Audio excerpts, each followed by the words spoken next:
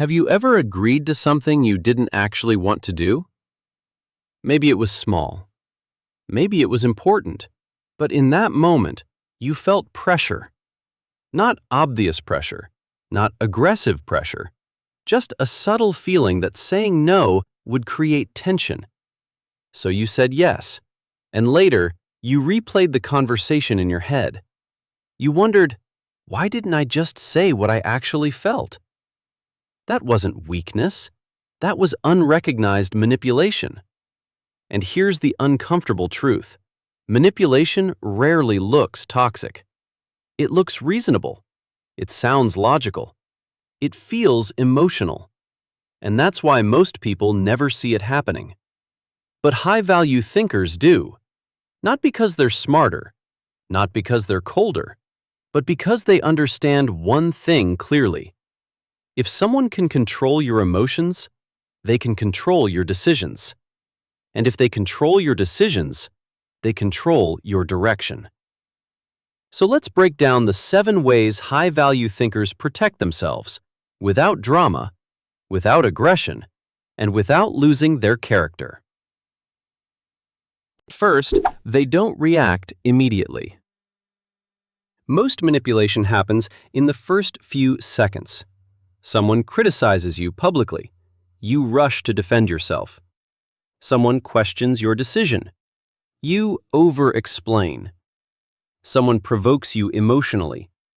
You snap back. And in that moment, you've already lost leverage. Because reaction is emotional access, and emotional access is control. High-value thinkers pause. Not dramatically, not arrogantly, just intentionally. They let silence sit for a few seconds. That silence does something powerful. It shifts pressure back to the speaker. It forces clarity. It exposes tone. And sometimes it makes the other person uncomfortable. Because the reaction they expected never came. Try this.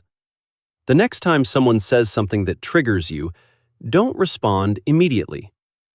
Count slowly in your head. 1, 2, 3. Then decide, does this deserve my energy? That one shift alone will change how people treat you. Second, they don't over-explain their decisions. Let's talk about something subtle. Over-explaining. You say no to something, and then you panic slightly. You start building a long explanation. You justify your reasoning. You soften your boundaries. You try to make it digestible. Why? Because you want to be understood. Because you don't want friction. Because you fear being judged. But here's what actually happens. The longer your explanation, the more it sounds like uncertainty. And uncertainty invites negotiation. Manipulators don't fight your no. They debate your reasoning. High-value thinkers remove that opening. They say, I won't be available. And they stop there. No emotional story, no defensive tone, just calm certainty. And if someone presses again, they repeat, that's what I've decided. Confidence doesn't argue, it stands. Third, they watch patterns, not words. Words are powerful. They can calm you, they can inspire you, they can manipulate you. Some people are extremely skilled with language. They apologize beautifully. They promise confidently. They explain their behavior in ways that almost sound convincing. And in the moment, you want to believe them, because believing words feels easier than confronting patterns. But high-value thinkers understand something most people ignore. Words tell you what someone wants you to feel. Patterns tell you who they actually are. If someone says, I respect you, but interrupts you constantly, that's the pattern. If someone says, I'll change, but repeats the behavior next week, that's the pattern. High-value thinkers don't get hypnotized by emotional speeches. They observe quietly. They ask themselves one question: is this a mistake, or is this a cycle? And if it's a cycle, they don't argue endlessly. They adjust access. Less availability, less emotional investment, less vulnerability. Because trust is built on consistency, and manipulation hides inside inconsistency. When you shift your focus from promises to patterns, you become very difficult to deceive. Fourth, they create quiet consequences. Here's something most people misunderstand. Boundaries are not words. They are behaviors. You can say, "I don't like being treated that way," but if nothing changes afterward, the message wasn't received. Because human behavior learns through consequences. If someone disrespects you, and you continue giving them the same access, their brain registers something simple. This is acceptable. High-value thinkers understand this deeply. So instead of yelling, instead of lecturing, they recalibrate access. Let's say someone constantly cancels plans last minute. Instead of confronting dramatically, they stop prioritizing that person. If someone talks down to them in public, they reduce emotional closeness, not to punish, but to protect. Your time is valuable. Your attention is valuable. Your emotional energy is valuable. Access to you is a privilege, and when someone mishandles a privilege, it shrinks. No speech is required, just adjustment. And here's what happens.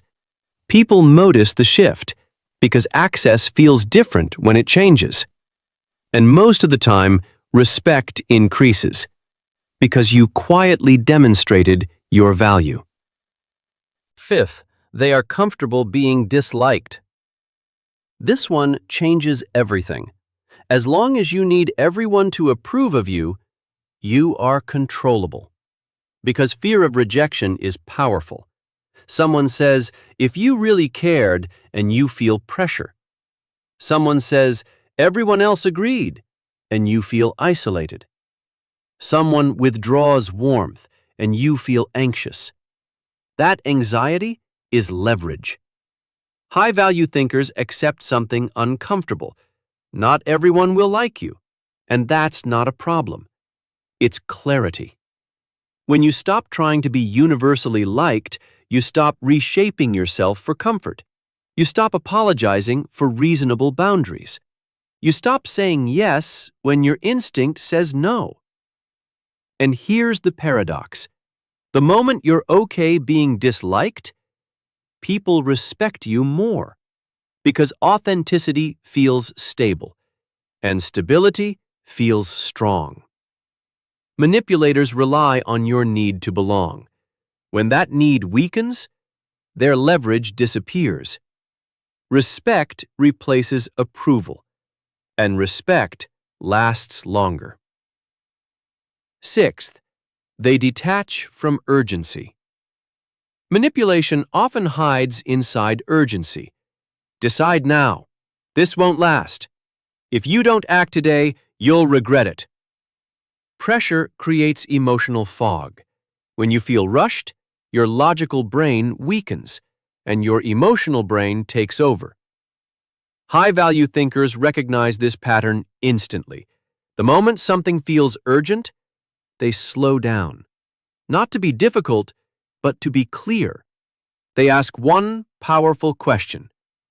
Why does this need to be decided immediately? That single question does something important. It exposes pressure tactics, because real opportunities survive reflection. Manipulation does not. If someone gets uncomfortable when you ask for time, pay attention. If someone pushes harder when you slow down, pay attention. High-value thinkers understand something most people ignore. Anything that cannot survive patience probably isn't aligned with your long-term peace. They are not afraid of losing an opportunity. They are afraid of losing self-respect. And that difference makes them extremely hard to manipulate. Because urgency only works when someone is afraid to miss out. High-value thinkers are guided by standards, not fear. Seventh, they are genuinely comfortable alone. This is the foundation of everything. If you are afraid of being alone, you will tolerate things you shouldn't. Disrespect, emotional games, subtle control. Because the fear of losing someone feels worse than losing yourself.